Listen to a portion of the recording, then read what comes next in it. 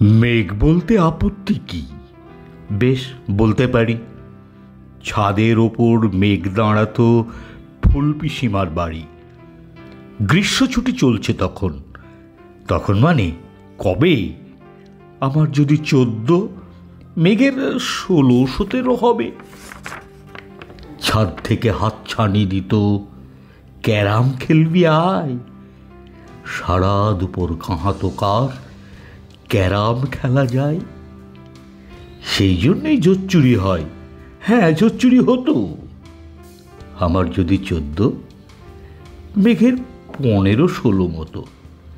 ঘুরিয়ে দিতে জানতো খেলা, শক্ত ঘুঁটি পেলে জায়গা মতো সরিয়ে নিত আঙুল দিয়ে ঠেলে। শুধু আঙুল, বোর্ডের ওপর লম্বা ফ্রকের ঝুল ঝপাং ফেলে ঘটিয়ে দিত ঘুঁটির দিক ভুল। এইখানে না ওখানে, হ্যাঁ এইটা না ওটা।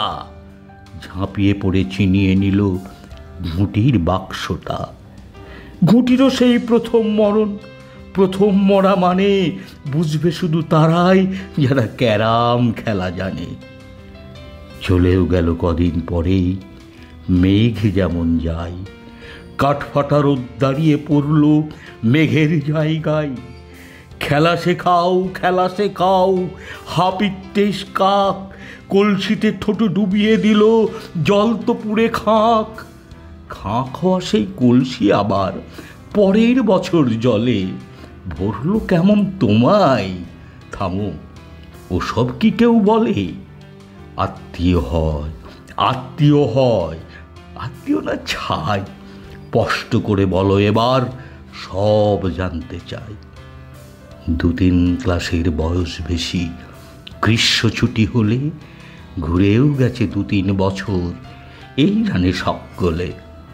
আজকে দগ্ধ গ্রীষ্ম আমার, তোমায় বলতে পারি। মেঘ দেখতাম ছাদের ঘরে, ফুল পিসিমার বাড়ি।